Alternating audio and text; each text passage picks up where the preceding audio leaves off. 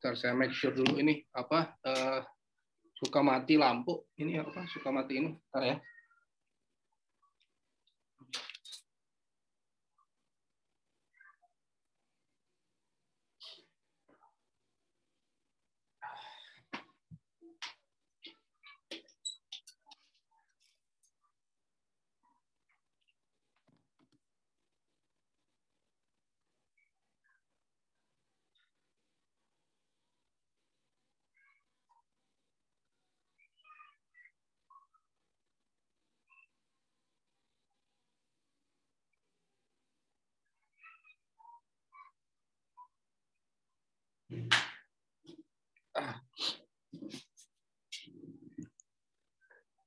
Baik, ini Islamic Financial Economics ya, saya namakan seperti ini walaupun di nomenklatur sih apa lembaga keuangan lanjut ya, tapi sebenarnya lebih ke arah kita itu tidak hanya membahas lembaga keuangan, tapi kita lebih ke arah economics of finance atau namanya financial economics gitu ya. Nah, kemarin Pak Jenal bahas apa saja? Sampai apa? Lembaga keuangan ya? Di sini ada nggak sih Pak Jenal? Tapi saya akan pendekatannya akan mungkin lebih teoritis ya. Kalau saya itu lebih teoritis. Oke, oh ini lebih banking, oke, micro banking, asuransi, oke. Jadi justru kebalik ya, mestinya saya tuh kuliah di UTS sebenarnya. Tapi beliau lebih ke arah lembaga-lembaga keuangan ya, lembaga keuangan syariah ya. Nah, saya justru akan kembali kita akan masuk ke basisnya sebenarnya ya, basis dari Islamic Finance sebenarnya gitu ya. Atau kalau dalam konteks ini tuh Islamic Financial Economics. Jadi bukan hanya Islamic Finance ya, tapi Islamic Financial Economics. Berarti kan sebenarnya dari aspek economics itu ya, Islamic Economics, tentu saja economics dalam finance. Lalu kita dari framework ekonomik itu ya, itu yang kita pakai sebenarnya ya. Itu yang kita pakai karena sebenarnya sudah establish bahwa teori-teori ekonomi itu sebenarnya sudah establish sampai mungkin kalau saya banyak diskusi itu dengan profesor tuh ya sebenarnya tahun 60 70 lah sudah oke gitu ya, supply demand dan seterusnya itu sudah stabil. Artinya metode terus model dan seterusnya itu sudah sebenarnya kita bisa aplikasikan gitu ya, bisa aplikasikan terkait in the context of Islamic finance gitu ya. Nah, UAS ini kita akan bahas akan ada 7 pertemuan ya, akan ada 7 pertemuan di mana ini 5 lectures ya, dari saya ada 5, tapi nanti dari bapak-bapak semua ini saya panggil aja bapak-bapak ya, ada 2 research project presentation. Research project itu mungkin di minggu ke-13 atau 14 gitu ya. Atau silakan kalau mau mengajukan sebelumnya kita skip dulu research project ini dari masing-masing ya. Jadi berarti kan ada 2 nih. Ada 2. Pak itu mengundurkan diri atau gimana? Pak siapa? Mana? Nggak ada komunikasi, Ustaz. Udah kita laporkan ke Bu Yeti, kemudian dihubungi Bu Yeti. Iya, masalah absensi juga susah ya. Oke, kita asumsi 2 saja lah ya. Nanti ya, ini gini, ini kan studi doktoral ya, dan bagusnya itu kan bukan bagusnya itu dituntut ya, harus bisa melahirkan satu karya, mempublikasikan. Ya syukur-syukur riset project ini bisa jadi bahan disertasi gitu loh maksud saya tuh. Ya syukur-syukur ya kalau misalnya disertasinya mau terkait Islamic finance atau Islamic financial economics. Gak tahu kan? Atau terserah mau linkage dengan yang lain juga silakan. Misalnya Islamic finance dengan sustainable development goals gitu ya. atau Islamic Finance dengan aspek-aspek yang lain gitu kan, silakan saja, makro ya dan seterusnya, silakan. Karena saya kan sebenarnya basis S3-nya itu Development Economics. Justru S1, S2-nya saya S1 itu moneter ya, moneter economics. S2 Islamic financial ya, international finance ya, dan juga Islamic economic finance. Jadi silahkan kalau mau menggabungkan aspek-aspek Islamic finance dengan aspek yang lainnya silahkan ya. Jadi riset project-nya ya. Atau yang pure Islamic finance kayak misalnya seperti halnya bagaimana robustness dari stabilitas sistem keuangan, atau misalnya assessment dari misalnya ekonomi berbasis interest free economics dengan yang lain, silahkan ya. Tapi itu bisa kita diskusikan kira-kira mungkin di minggu ke berapa ya, ketiga atau kedua atau ketiga sudah ada gambarannya kira-kira ya. Karena ini mirip ada papernya nih ya. Mau ada ujian enggak nih? Nggak perlu ada Pak, kalau bisa mah. Kalau saya tapi sepadan dengan ujian ya, sepadan dengan ujian. Ya. Jadi kan saya bisa mengakses gitu loh, saya bisa mengakses pemahaman ya, pemahaman dari perkuliahan ini ya. Kalau ujian kan salah satu saja sebenarnya, assessment itu. Apalagi ini kuliah doktoral gitu kan. Kecuali kalau saya pikir wah ini perlu diujiankan nih. Ternyata dalam perkembangannya soalnya ini ya, saya akan nanti buat resume ya. Jadi tiap meeting itu ada resume-nya. Saya resume itu 1 sampai 2 pages ya. 1 sampai 2 pages. Jadi ini ganti kalau Pak Jenal kemarin presentasi ya. Nah, sekarang resume saja dah. Resume dari kuliah ini. Ya, tentu kalau namanya resume atau review ya, mungkin tepatnya review ya, dan review lah gitu ya. Dari kuliah ini tentu bisa dibuat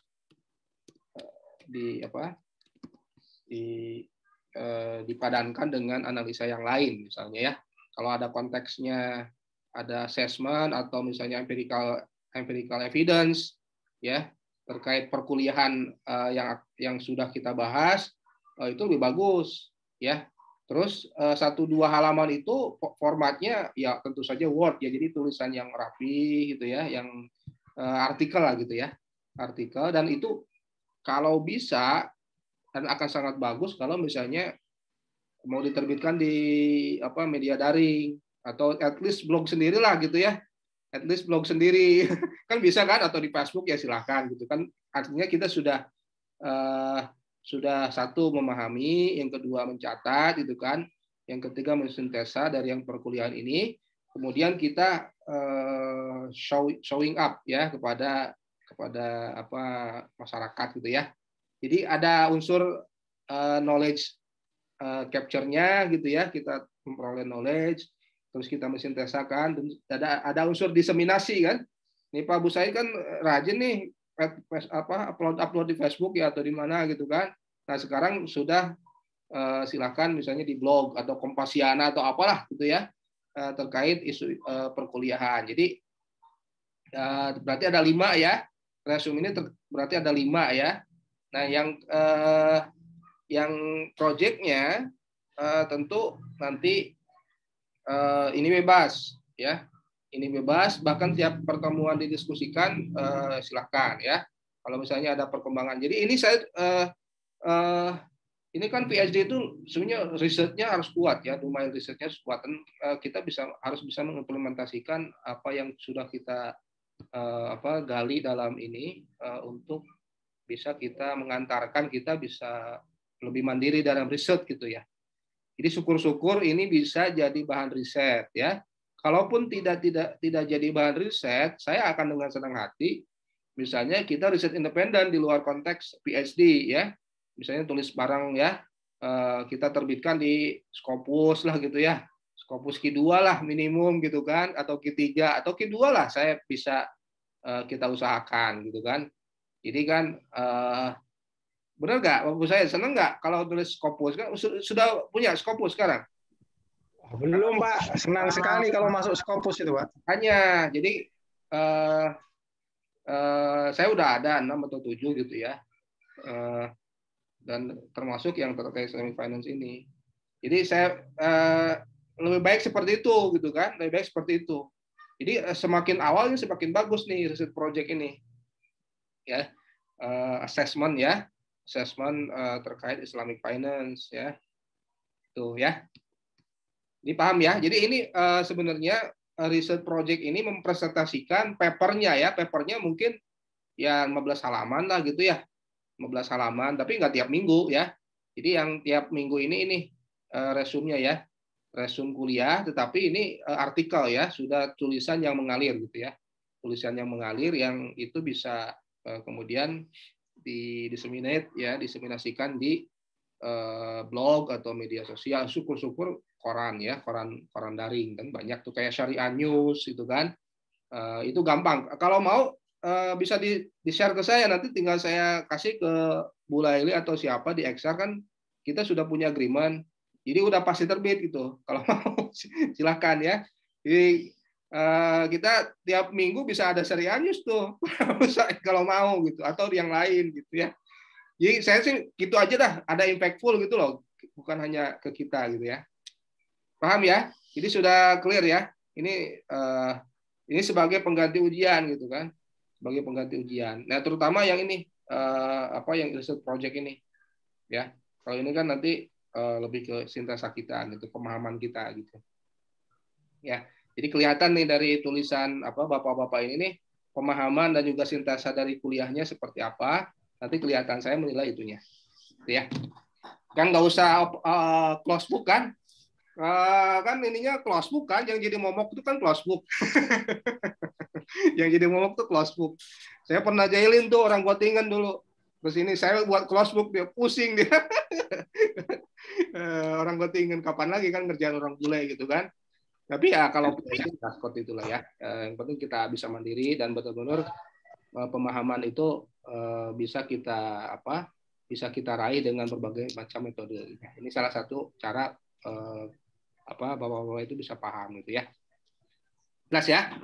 Oke, ini one research project ya. Itu MS Word, tentukan saja ini mungkin 15 ya, pages gitu ya.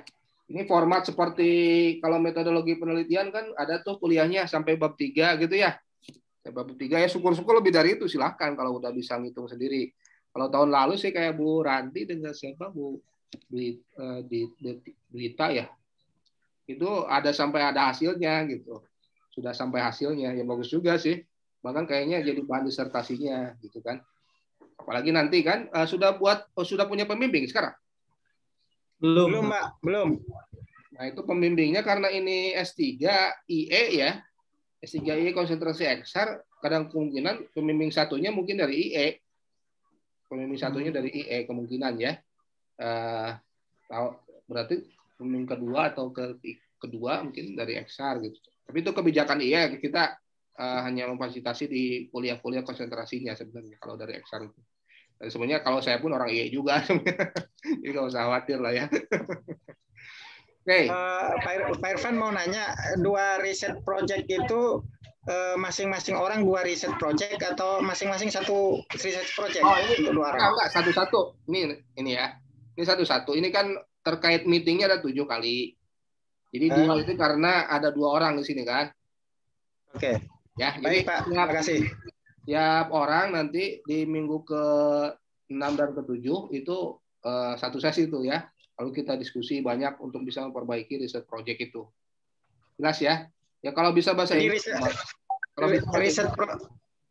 Riset projectnya itu tidak harus sampai hasil ya Pak? Sampai ya, metodologi aja ya? Ya. Tapi kalau sampai hasil syukur gitu ya? Nah, bagus, bagus. Ini Pak Abu Said ini udah familiar, udah biasa itu di CBS kan? Atau yang sudah ada bisa juga kan, tapi ya terkait Islamic Financial Economics ya. Itu ya. Nanti di minggu ke-6 dan ke-7 ini masing-masing ya kita mempresentasikan selama 40 menit, lalu kita ada feedback ya untuk masing-masing doktoran gitu ya. Kira-kira ya ada pertanyaan nggak terkait ini? Belum, San. Masih belum loadnya masih perlu ditambah, nanti saya tambah lagi nih. Cukup Pak, cukup. Cukup. Oke. Kalau ini mungkin 2 saja ya. Kalau review artikel kan biasanya 2 lembar ya. Kalau 1 kan kayaknya terlalu sempit ya. Jadi 2 saja sebenarnya ini. Oke. Nah, referensinya ini ya. Kita sudah punya paper ya. Ini mathematical assessment on the robustness of profit loss sharing, nih, PLS. Mechanism against selection and moral hazard problems. Nah, ini Pak Tony Bahtiar ya, Prof. Tony Bahtiar ya, matematik PB, Pak Iman dengan saya ya. Ini terbitnya di Journal of Mathematical Science ya. Nah, yang kedua, ini juga ada paper dari Pak Iman juga ya. Interest versus profit loss sharing credit contract ya, efficiency and welfare implications ya. Ada juga sebenarnya ini versi bahasa Indonesianya ini dengan Pak Jena malah ini ya.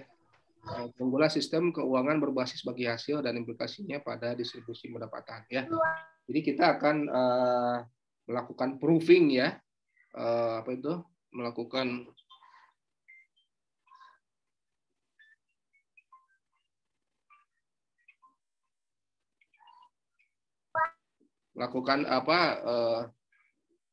menjustifikasi gitu ya dari bahwa Islamic Finance itu bisa sangat potensial gitu ya untuk bisa men-tackle permasalahan ekonomi. Nah, ada juga referensi yang lain tentu ya. Dari Al-Jarhi ya. Ini lebih ke arah money and finance ya. Jadi monetary and finance ya. Karena kan tidak bisa dipisahkan ya. Berarti kan ada 2 aspek ya. Satu transaksinya, yang kedua bagaimana satu transaksi atau akar finansial ini dalam konteks makronya ya. Dalam konteks makro itu bisa dalam industri ya, dan juga dari sisi makroekonomik gitu ya. Jadi ini tidak bisa dilepaskan gitu ya.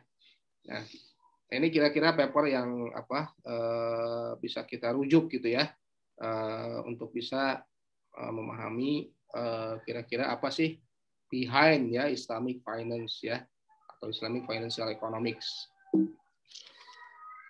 Ini sebagai kuliah 0 ya.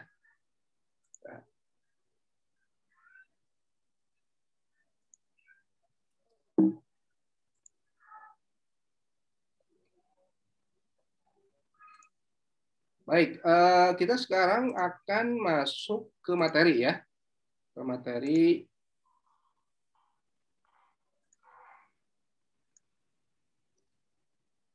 ini masih 2020 ya, 2000.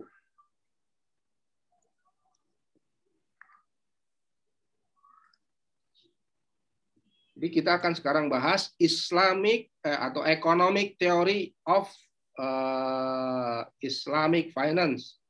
Nah, apa coba gambaran? ada tanggapan nggak dari Pak Abu Said, Pak Adriana ini kira-kira apa nih? Economic Theory of Islamic Finance.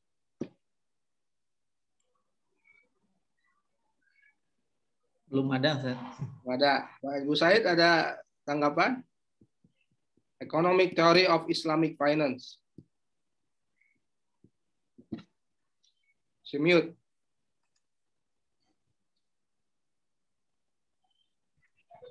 Membahas tentang teori-teori ekonomi yang dikaitkan dengan sistem keuangan Islam. Ya, berarti ya ini kita nggak bicara mana yang lebih duluan ya, mana yang lebih duluan ya, karena sebenarnya dua-duanya bareng. Ya, teori ekonomi ya ada dalam konteks perjalanan sejarah manusia kan. Islamic Finance juga sama sepertinya. Tapi banyak orang juga gini ya. Ini banyak orang yang pemahamannya mungkin perlu ya kita banyak diskusi lah ya, bahwa Islamic Economics gitu ya atau Islamic Finance sebenarnya Yang adjektif itu yang mana sih? Islamic economics, Islamic economic atau Islamic finance. Yang kata sifat mana? Yang kata benda mana? Keuangan Islam. Ya, Islamic economics. Noun-nya mana? Noun ini orang kantor mestinya tahu. Noun-nya itu mana? Kata bendanya mana? Islamic economics. Noun-nya mana? Noun.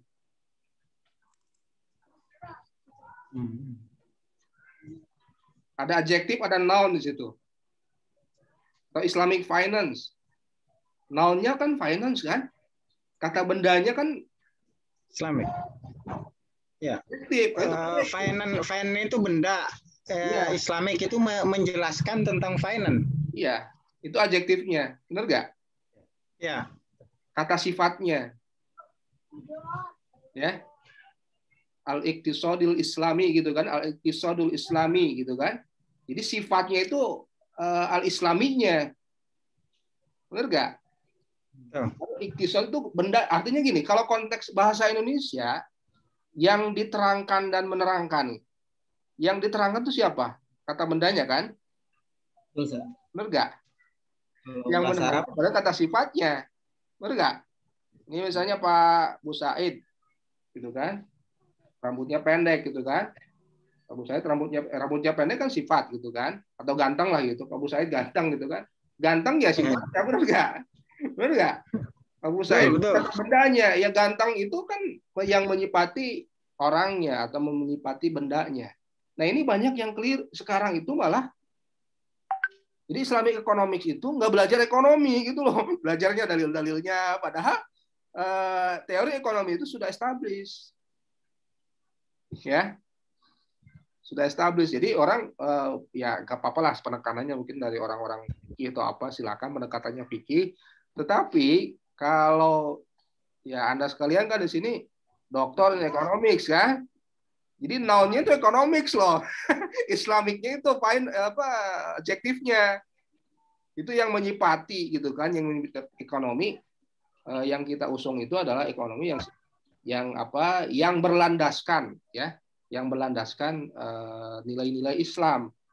Makanya saya tuh lebih cenderung sukanya itu ekonomi Islami gitu kan. Kalau benar itu yang sebenarnya bukan ekonomi Islam ya, ekonomi Islami yang benar itu kan. Atau makanya dalam konteks ini kan Islam itu namanya syariah, makanya ekonomi syariah. Ya. Jadi bukan ekonomi Islam atau ekonomi Islami kan. Ekonomi Islam itu kan bukan hanya buat orang Islam gitu kan. Tetapi kalau namanya ekonomi Islami, berarti kita itu harus benar-benar memahami teori-teori ekonomi gitu loh. Nah, makanya kita itu akan bahas di sini ya, ke depan juga akan kita bahas economic rational ya, for Islamic finance. Jadi Islamic finance itu punya dasar-dasar rasionalitas secara ekonomi yang secara framework ekonomi yang sudah established. Ya, jadi entitasnya bukan entitas yang terpisah gitu loh. Ini ini finance gitu ya, professional finance, Islamic finance. Tidak. Sebenarnya kan yang bagus itu kan ada purifikasi yang sudah ada itu baru kita purifikasi, benar nggak? Dengan apa yang sejalan dengan syariah, atau makanya bahasa itu kan syariah compliance kan, syariah compliant finance gitu kan. Jadi kan sebenarnya finance-nya sudah ada sebenarnya, ya. Jadi itu yang harus kita pahami dulu sehingga akan merubah titik tolak ya, titik tolak kita bagaimana kita memahami satu fenomena Islamic finance. Sehingga kita akan bahas itu adalah finance yang kemudian kita purifikasi, dan ini sama dengan dengan yang syariah compliance ya. Itu kira-kira ya gambarannya. Dan finance, economics itu sudah punya rasionalitas sendiri gitu. Dan ini sebenarnya sunnatullah juga gitu. Ya, ekonomi itu pasti karena dia menyangkut ekono ya, dan nomos itu kan. Ini pasti menyangkut manusia. Ini berarti ada hukum-hukum fisika berjalan. Hukum fisika makanya ada di ekonomi kan, ada teori gravitasi ada.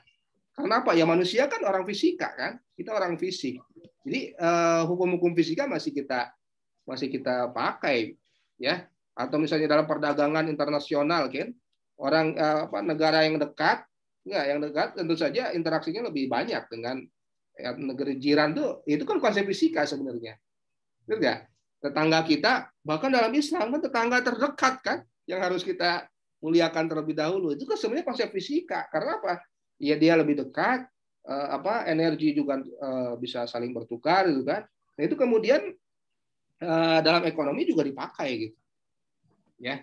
Jadi itu rasionalitas ya, bahwa rasionalitas ekonomi juga juga mengcover hal-hal yang sifatnya fisik dan juga yang sifatnya budaya kan, culture gitu kan.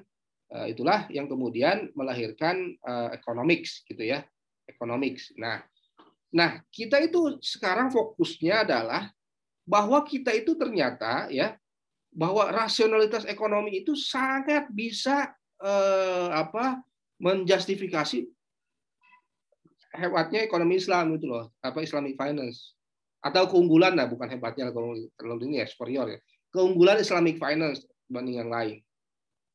Dan ini proven ini dalam artian ini bukan oleh orang Muslim sendiri gitu loh. Ini teori-teori ekonomi, bahkan evidence ekonomi yang sudah berlangsung ini yang menunjukkan bahwa inspirasi ekonomi syariah atau Islamic finance itu ternyata itu sangat relevan dan itu sangat baik gitu ya dalam menjalankan roda perekonomian. Gitu ya. Nah, nanti akan dibahas nih minggu kedua, minggu ketiga, minggu keempat bahwa ada robustness, ada stability, ada ke growth dan seterusnya. Ya, ada welfare implication tadi sudah dibahas ya. Ada welfare implication yang itu lebih banyak, lebih powerful lah gitu daripada kita dengan menggunakan konsep-konsep interest rate. Ya. Nah, kita akan melis. Nah, nanti kuliah-kuliah ke depan itu akan mendaftar, melis tentu saja, menganalisa ya kontribusi ekonomi, analisa ekonomi yang relevan dan yang terkait dengan teori finance ya, price, money, dan macroeconomics ya. Nah, ini kebetulan saya itu dengan Pak Iman itu tiap minggu tuh dulu tiap bulan ya. Tiap bulan tuh 60 edisi lah. Ini terkait ini aja. Artikel di Republika namanya kita bukan tafsir ya. Ya karena kita bukan tafsir, ini kan bukan penafsiran kita gitu. Kalau tafsir kan ranahnya fikih muamalah, kita ranahnya ekonomi rasionalis sebenarnya. Kita itu ingin saya itu dibesarkan by course ya oleh economics itu ya, Pak Iman juga itu finance. Kemudian kita ingin menjawab sebenarnya yang diinspirasikan ekonomi Islami itu ya, bisa nggak sih sebenarnya ada rasionalitas ekonominya? Ternyata sepadan gitu loh, karena kan itu manusia itu kan, ya kita juga manusia gitu kan, ini inspirasinya dari hukum Allah gitu ya. Nah, why? Kenapa? Ini juga sangat relevan ya. Bahkan itu lebih relevan daripada sekedar what, apa. Jadi ini sebenarnya yang harus dijawab sebenarnya. Jadi jangan mengedepankan what. Pokoknya ganti dengan ini. Ya kan orang kan makhluk rasional kan. Kalau tidak diusung rasionalitasnya, ya mungkin orang nggak mau pindah. Karena apa? Nggak dijawab why-nya gitu kan. Kalau mereka sudah dijawab why, kenapa saya harus pindah, dan itu logis menurut mereka akan pindah sendiri gitu.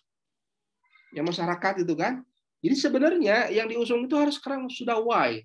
Why is misalnya more robust. Kenapa ini Islamic finance itu lebih robust, atau misalnya lebih tahan krisis, ya bukan berarti nggak bisa krisis, tapi lebih tahan krisis, itu kan robust terhadap krisis. Atau misalnya ini lebih menjanjikan aspek keadilan daripada misalnya interest rate economics. Nah, kan kalau ini berarti kan harus dijawab dengan ilmiah gitu. Why itu kan berarti kan alasan kan, jawabnya alasan. Alasan itu harus kita melis, dan alasan itu harus kita jawab dengan framework metodologis ya, dalam ini metodologi ekonomi yang harus memang sudah established. Bahkan karena saya tugaskan itu, evidence itu, coba jawab juga dengan evidence, dengan data. Enggak? Pak saya misalnya ingin membandingkan apakah bank syariah lebih tahan krisis atau tidak, atau stock market, Islamic stock market lebih tahan ini atau tidak. Coba aja bandingkan. Ya, apakah regulasi itu adanya tambahan regulasi yang syariah compliant itu lebih mendorong pertumbuhan atau tidak, atau lebih mendorong stabilitas atau tidak, atau lebih tahan dari krisis atau tidak. Nah, itu kan perlu assessment ya. Kita harus sudah punya alasannya sudah logis, tunjang lagi dengan assessment, dengan penelitian, dengan basic riset. Nah, ibaratnya gini sebenarnya. Islamic finance itu seakan-akan, atau Islamic economy seakan-akan ngasih rem, benar nggak? Rem tambahan, benar nggak? Secara ini sudah ada rem, ini tambah lagi rem syariah gitu kan? Kayaknya gitu. Terus kira-kira gambarannya apa ya kalau bisa? Kok ini bisa nggak? Rem kok bisa tambah growth? Rem kok bisa mempromosikan pertumbuhan? Rem kok bisa mempertumbuhan keadilan bagaimana?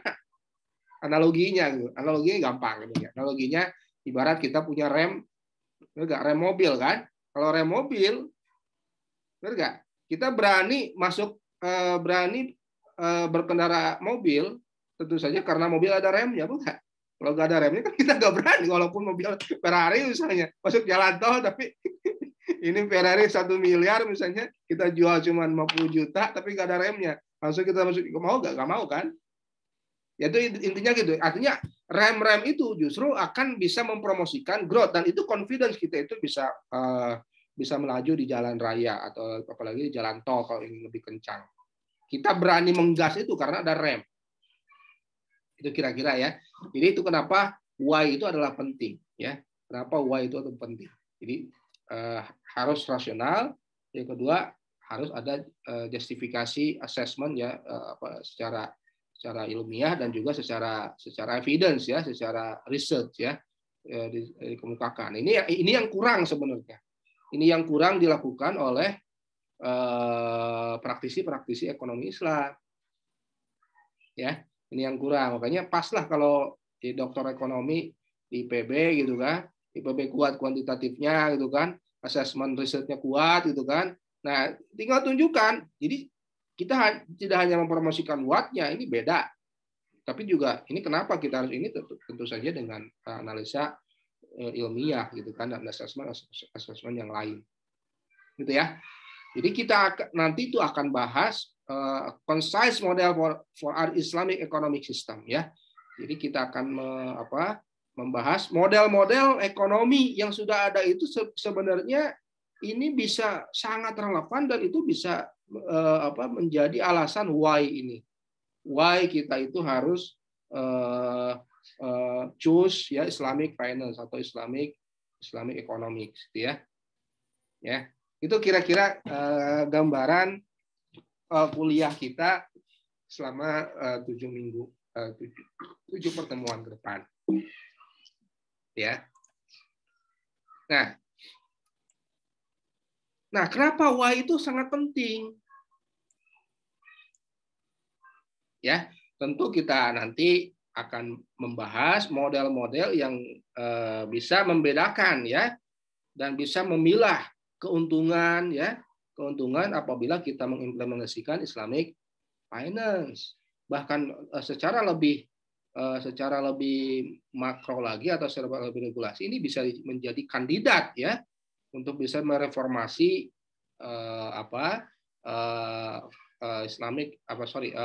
conventional finance, yaitu bank konvensional atau lembaga-lembaga keuangan konvensional gitu ya.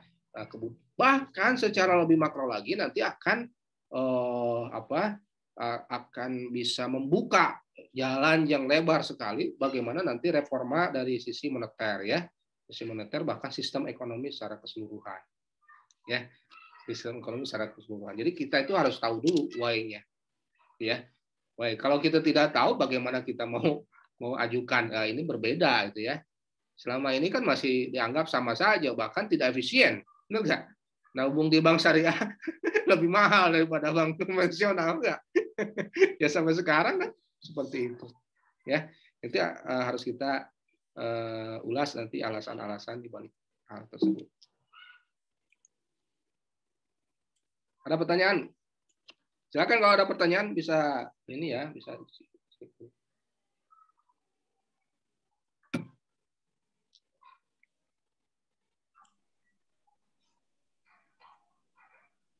Oke, ya. Mau tanya, ya. Apakah ekonomi Islami itu mirip seperti dengan islamisasi ekonomi? Ya banyak sih pandangan ya. Ada orang berpikirnya seperti itu. Kan ada 3 mazhab tuh ya. Ada 3 mazhab. Ada mazhab Iqtisoduna yang as-sadar itu. Iqtisoduna itu pokoknya kita beda aja. Namanya juga Iqtisoduna kan. Ekonomi kami gitu kan. Ada lagi mazhab yang mainstream. Mainstream kalau mainstream yang berarti yang sudah ada sekarang ya. Kayak di Indonesia itu mainstream sebenarnya ya. Kayak dual banking system itu mainstream ya, mazhab mainstream. Ya sebenarnya islamisasi itu sama extend karena apa? Yang sudah ada di syariah compliance kan oleh DSN gitu kan. Jadi yang sudah ada ingin assessment ya, ekonomi halal juga sama kan sebenarnya secara by law ya, yaitu sama extent adalah upaya sebenarnya ya, tapi tidak dalam konteks islamisasi itu bukan konteks yang terlalu terlalu mengkhawatirkan gitu loh, karena kan dari sisi demand ya, dari sisi demand itu kan hak juga gitu kan, hak orang muslim yang punya pandangan ya, mereka terkait riba tidak mau gitu kan, sehingga dari sisi supply pun yang menyediakan layanan mau tidak mau kan mereka harus menyediakan fasilitas yang ada tersebut ya. Jadi islamisasi dalam konteks yang tidak terlalu kayak konteks merubah haluan negara atau tidak. Jadi lebih ke arah mazhab mainstream ya, mainstream gitu ya. Bukan Iqtisoduna. Jadi seakan-akan konteks seperti kemarin yang di Depok gitu kan ada dinar yang Pak Zaim Saidi itu lulusan IPB loh. Sama kayak Pak Busaid tuh. Lulusan IPB tuh S1-nya Gizi kan, buat pasar muamalah. Tidak seperti itu sebenarnya ya. Justru yang ada itu yang sudah ada kita carikan padanan syariahnya. Itu kebetulan. Nah ini yang di sini juga disebut ya. Kebetulan di Indonesia itu yang adanya yang formal ya, yang adanya itu adalah bank konvensional dulu kan, enggak? Yang ada gitu kan. Ya walaupun sebenarnya saya kurang sepakat juga ya, karena kalau menurut saya sih Islamic Finance dulu yang ada gitu. Karena apa? Ini yang dulu sudah diajarkan oleh misalnya Wali Songo yang kita, terus mereka ajarkan kepada santri-santrinya, terus di pesantren-pesantren, kemudian di desa-desa gitu kan. Sudah menerapkan sistem misalnya bagi hasil kan, kayak Maparo, Martelu kan. Maparo itu kan separuh-separuh, itu kan profit loss sharing. Martelu kan seperti lu bagi pemilik modal 2/3 buat. Sebenarnya islamisasi itu sebenarnya islamisasi yang ini nih sebenarnya yang udah salah kaprah itu kan. Tapi kalau di masyarakat ekonomi Islam itu sudah berjalan sebenarnya. Kalau di desa-desa kayak Maparo, Martelu, Mapat itu kan 1/4, 3/4 gitu kan, itu sudah berjalan sebenarnya ya. Yang ada itu bank konvensional ya setelah Belanda itu ya masih interest free gitu ya. Jadi ya to some extent adalah kita tidak bisa memungkiri itu ya. Kemarin juga saya diwawancara Pak Syafiq Hasim, itu to some extent ya islamisasi dalam aspek yang lebih positif gitu ya, karena ini sebenarnya hak ya, hak dari sisi masyarakat gitu kan. Dan ini karena sudah ada hak, ada demand dan potensi demand, siapapun sekarang melakukan itu. Enggak, dari sisi ya, sekarang kan demand creates its own supply. Jangan pun bank orang muslim sendiri pemilik sahamnya, bank non muslim pun sekarang sudah ada layanan syariahnya. Deutsche Bank sudah ada loh dari dulu. Deutsche Bank, bahkan di Jerman tuh ada Halle Saale ya. Mereka itu menerbitkan bond loh, sukuk kasih instrumennya keuangan. Jadi mereka adopsi saja tuh Islamic sukuk gitu ya. Ini lebih bagus nih. Nah, kedepannya seperti itu. Bahkan ini rahmatan lil alamin itu kan ke sana sebenarnya. Sekarang ya konteksnya masih menyediakan layanan dulu lah untuk orang-orang Muslim karena itu hak mereka gitu kan. Ya islamisasinya seperti itu. Nanti islamisasi dalam konteks rahmatan lil alamin ya ke depan ya. Orang non Muslim itu merasakan ini lebih adil. Itu kira-kira ya mungkin. Ya, itu debat sangat filosofis ya jawabannya itu. Kalau apalagi kemarin saya di konferensi Israel itu ya di orang-orang apa tuh Kemenak gitu islamisasi atau bukan, kita berpikirnya positif saja gitu ya sebagai orang ekonomi ya, itu masalah supply demand saja ya. Jadi modern ya, yang modern ya Islamic banking ya itu sudah ada di Italia ya tahun abad 12 ya, berarti 1100. Nah kemarin saya juga di Goting itu dengan Pak Jenal, kebetulan dengan orang Italia itu yang tahu sejarah gitu ya. Nah ini memang kenapa Italia? Italia kan pantai selatan tuh. Ya itu tapi ini modern ya, masih interest back ya, masih berbasis interest ya. Tapi modern banking itu adanya di Eropa ya pertama kali ya. Kemudian interest free Islamic finance itu masih baru relatif di tahun 75. Apalagi di Indonesia muamalah tahun 91. Ya, mau tidak mau pertanyaan tadi islamisasi ya sebenarnya bukan masalah tadi saya sebutkan. Ini bukan masalah duluan atau belakangan. Ya realitanya seperti itu, benar enggak? Realitanya seperti itu. Jadi mazhabnya bukan iktisoduna, beda dengan Iran misalnya. Kalau Iran kan memang gampang saja, membersihkan udah negara Iran gitu kan. Kalau kita kan harus pendekatannya harus berbeda gitu ya. Pendekatannya berbeda. Ya, bahkan sejarah ekonomi syariah itu sejarahnya dulu ya, saya itu waktu S1 dengan Prof Didin itu biar orang tidak alergi dengan bahasa ekonomi Islam itu akan merubah negara Islam. Sudah kita ganti saja ekonomi syariah. Itu sebenarnya di padanan ekonomi syariah kan kalau internasional Islamic economics gitu kan. Nah itu cara dakwah lah ya, strategi dakwah gitu ya. Jadi betul tadi islamisasi dalam sisi positif lah ya gitu ya. Nah artinya ini kan lebih belakangan gitu ya. Ya, ini lebih belakangan gitu kan perkembangannya dalam hal modern, bukan tadi yang dalam konteks apa yang sudah ada di masyarakat. Itu hal yang berbeda ya, itu yang berbeda ya. Saya pikir sih sebenarnya Islamic finance itu sudah ada dari dulu, bahkan lebih dulu daripada bank-bank Belanda itu kan ya, Bumi Putra atau apa. Ini sudah terjadi gitu kan, sistem Maparo, Mertelu atau Gadai gitu kan. Gadai di masyarakat itu sudah ada gitu kan. Mereka tanyanya ke siapa? Ya DSN-nya ke kiai-kiai di kampung gitu kan. Seperti apa ini benar, yang benar seperti apa, ini punya sawah. Itu kan Islamic finance. Ya, muzaroah, musyarakah dan seterusnya sudah ada itu. Ya. Cuman kita saja kemudian ingin butuh dana sekarang masuk ke bank ke bank gitu kan. Padahal ini sekarang sudah konteks modes daripada sisi kontrak sekarang sudah bisa sangat modified ya, sangat modified. Ini mungkin apalagi dengan perkembangan ini ya, perkembangan Islamic fintech gitu ya. Sekarang itu tidak harus lagi dengan via bank gitu sekarang itu ya.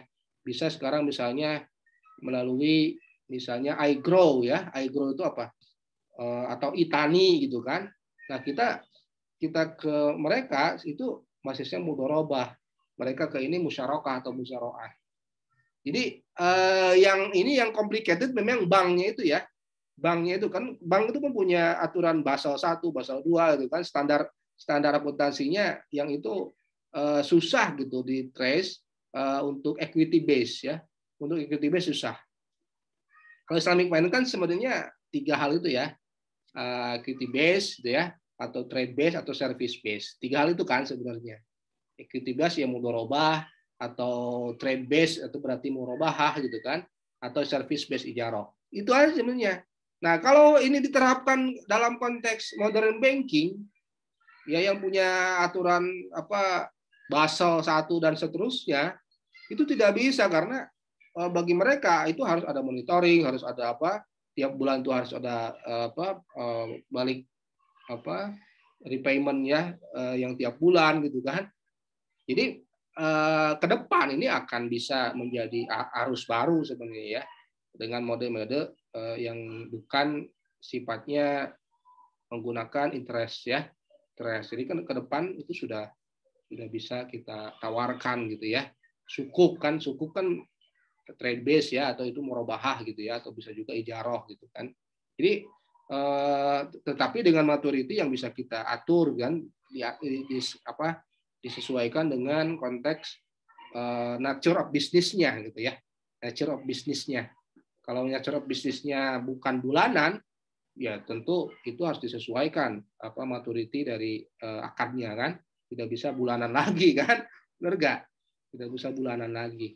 Ya kalau pertanian misalnya tentu pakai akad salam, itu juga trade base juga ya, atau muzaroah itu kan equity base dan seterusnya. Gitu ya.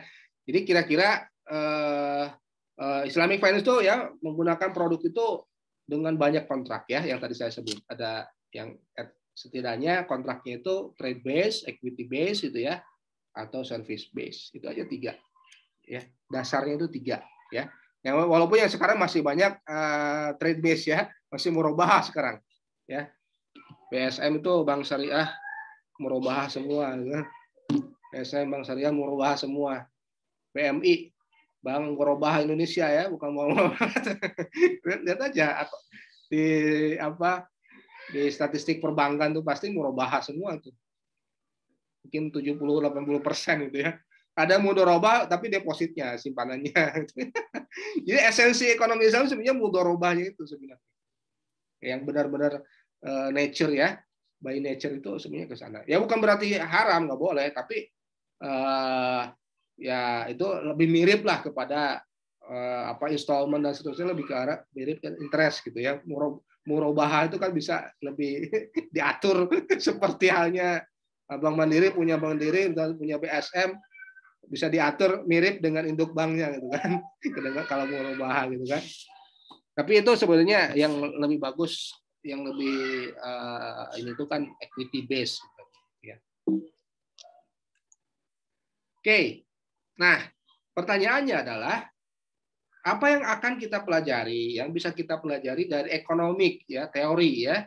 Ya tentu dari sisi monetary economics atau banking atau finance teori ya, yang terkait dengan Islamic finance gitu ya. Terus bagaimana deskripsi dari establish yang saya sebut establish ya. Establish itu teori supply demand ya gitu-gitu aja, nggak akan berubah lagi. Supply itu fungsi apa, demand fungsi apa gitu kan. Money demand fungsi apa ya. ISLM itu fungsi apa, Keynesian. Sampai sekarang nggak ada yang merubah itu ISLM kecuali yang Islam itu jadi ya.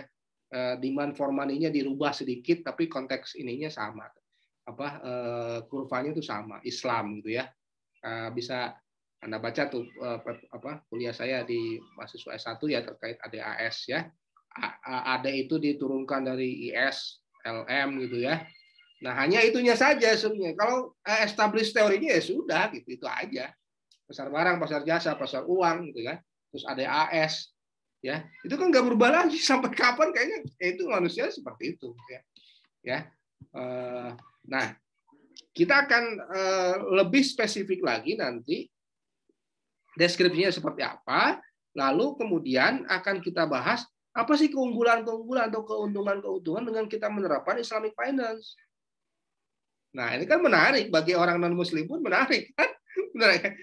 Bagi Islam ya, bagi orang muslim tentu mereka concern di samping dari sisi nilai yang harus mereka junjung gitu kan. Value yang mereka junjung, tetapi kalau bagi non-muslim adalah ekonomi rasional gitu ya, ekonomi rasional, sehingga ini penting ketika kita melakukan dalam tanda petik dakwah kepada mereka itu, ya kita harus bisa memprovide dan ini sesuai dengan bahasanya, benar nggak? Dengan bahasa ekonom, ya berarti harus menggunakan teori-teori atau ekonomi, teori keuangan yang sudah established. Ya itu yang penting gitu ya. Jadi kita jangan mengusung what-nya gitu. Ini pokoknya benderanya enggak seperti itu. Kita mengusung why-nya gitu ya. Sehingga mereka bisa disentuh dari secara rasional gitu ya. Secara rasional. Ya. Nah, kita juga bahkan akan membahas problem-problem apa sih atau masalah-masalah apa sih yang biasa terjadi gitu ya, yang terkait dengan sistem perbankan atau sistem perbankan dan keuangan yang konvensional ya, dan bagaimana mereka bisa bisa ditanggulangi. Tentu saja dalam konteks kuliah ini adalah bagaimana Islamic Finance bisa berkontribusi gitu ya untuk bisa mengatasi permasalahan-permasalahan yang sudah ada terkait krisis misalnya ya, ketimpangan ekonomi gitu kan, atau keadilan gitu ya, atau keadilan antara banyak hal gitu ya, banyak entitas dan seterusnya. Itu kira-kira yang akan kita bahas ke depannya. Ya. Nah, ini apa sih sebenarnya dalam teori ekonomi gitu ya terkait finance gitu ya. Nah, kira-kira ini sebetulnya the rate of interest atau interest rate. Coba Anda bisa bacalah ini ya, sejarahnya seperti apa sehingga orang itu menerapkan interest rate gitu kan. Mungkin sudah di ini juga di mikro ya atau makro gitu ya, atau moneter gitu ya. Nah, ada juga risk sharing and market structure. Ya, ada juga teori tentang banking and finance theory ya. Nah, ini terkait misalnya information asymmetry and Lehman problem. Ini peraih Nobel loh ya. Islamic asymmetry itu peraih Nobel, Joseph Stiglitz atau Akerlof. Ya. Ini sama nih, Lehman problem juga sama. Lehman problem itu kan pasar Lehman ya. Pasar Lehman ini akan kita ulas lah ya nanti. Bahwa ternyata permasalahan yang dikhawatirkan oleh satu lembaga keuangan atau apa, ini kan asymmetric informasi itu. Nah, bagaimana Islamic finance ya, Islamic economics bisa mengatasi permasalahan asymmetric informasi itu? Menarik kan? Jadi nggak kita usung itu ya, tapi bisa mengatasi masalah ini bisa dengan seperti apa? Dengan seperti apa? Saya ingat mungkin lebih dari 10 tahun yang lalu kali ya, dengan Pak Iman, dengan Pak Tony Bahtiar itu bulan puasa, saya ingat bulan puasa apa yang kita harus tiap hari itu kita itu di Intercafe itu tangganya Pak Musa itu buat itu, buat buku, kita buat Calculus of Islamic Finance. Kita undang Pak Prof. Pak Tony yang dulu baru pulang dari Jepang gitu ya. Kita formula-formula aja tuh orang finance ya gitu ya. Jadi tujuannya apa? Ini sebenarnya masalah-masalah dalam ekonomi itu apa sih yang bisa dikontribusikan oleh Islamic Finance ya? Dari akad-akad yang tadi saya sebut itu, kira-kira bisa nggak men-tackle masalah-masalah information asymmetry, Lehman problem, masalah-masalah krisis, masalah-masalah kesejahteraan, distribusi pendapatan dan seterusnya. Ya. Yang terakhir adalah teori tentang price dan moneter ya. Nah, ini sejalan sebenarnya. Ini lebih makro lagi. Nah, itu kira-kira teori-teori ekonomi yang terkait dengan finance ya, yang terkait dengan finance. Dan ini harus dijawab nih, bagaimana implikasi penerapan ini, gitu ya. Terus, kalau ini masalah apa yang bisa dikontribusikan oleh Islamic Finance. Nah, ini ya. Sekarang kita bahas ini dulu. Interest rate. Nah, ini juga ada tuh tulisan. Kami mau ini ya, mau nerbitin buku ya. Dari tulisan-tulisan di Republika itu mau kami terbitkan. Sekarang udah ada berapa? 60. Ini mungkin jadi 2 buku atau 3 buku itu.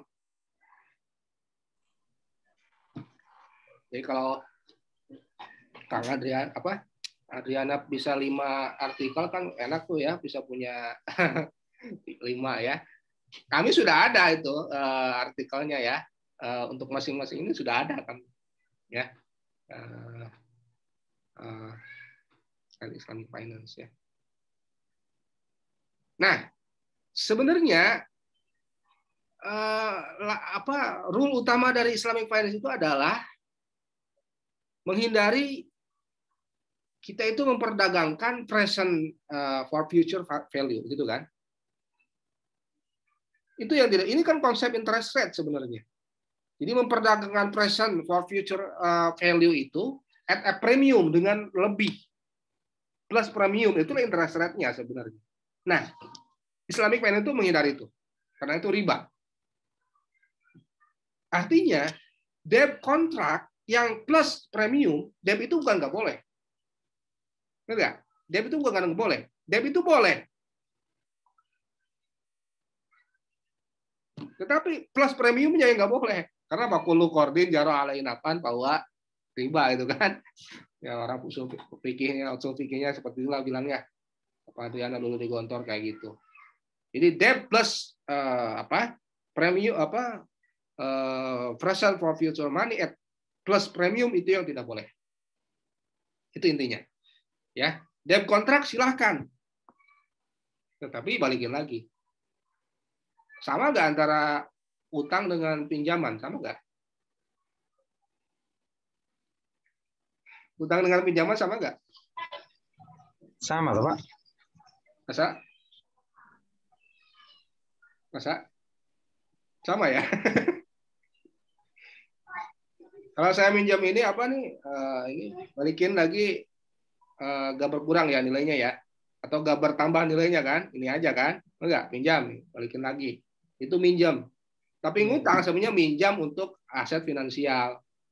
Ya sama tapi lebih fleksibel sih sebenarnya. Kalau saya minjamin uang 100.000, lebih tepatnya ngutangin uang 100.000, dibalikinnya 100.000 harus dengan uang yang sama nggak?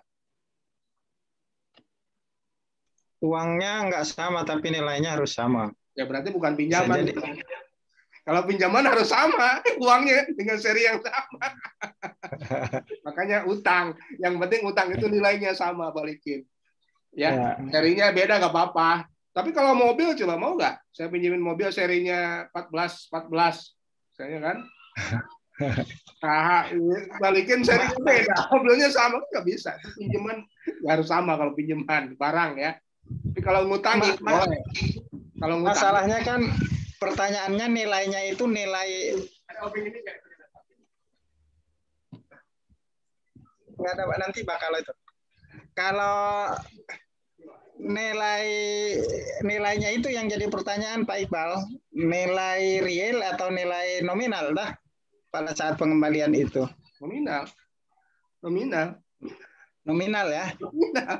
Ya kan yang selama ini pihak perbankan itu karena ada perubahan nilai nominal itu. Sehingga dia sesungguhnya kalau saya lihat bank itu melihat nilai realnya yang dibalikin bukan nilai nominalnya. Iya, nah itu yang nggak boleh. Tetap nggak boleh. Justru itu yang nggak boleh. Jadi premium itu ya ini nggak bicara real atau ini present and future. Ya bilangnya present value itu realnya kan sebenarnya lebih besar nanti sehingga harus ada premium kan. Tetapi kalau konsep mengutangkan dalam Islam itu, saya ngutangin 100.000 ya, dibalikin harus 100.000 lagi. Kalau akadnya debt nggak boleh. Saya minta 110.000 kalau hanya dari uang 100.000 itu. Nggak boleh. Satu hal lagi, barangkali dulu di zaman Rasulullah dan para sahabat sebelum ada bank masuk di dunia Islam, itu mungkin saat itu kan pakai uangnya uang dinar dirham tuh, yang seperti Pak siapa itu Depok yang ditangkap itu, sehingga tidak ada perubahan tadi nilai real dan nominal tadi tidak ada perbedaan, sehingga memang harus sama. Betul, nilai intrinsik. Seperti apa Pak? Nilai intrinsiknya nggak berubah, tapi inflasi ada zaman dulu. Inflasi ada zaman dulu. Dengan dinar pun ada inflasi. Misalnya paceklik ya ada inflasi kan? Iya, tapi kan nilai intrinsiknya tetap sama gitu. Jadi 1 dinar ya 1 dinar, 3 dinilai dengan emas kan begitu. Jadi tidak ada perubahan di situ. Dengan uang rupiah pun, ya kita itu minjemin 100.000 akadnya pinjaman atau utang, nggak boleh minta 110.000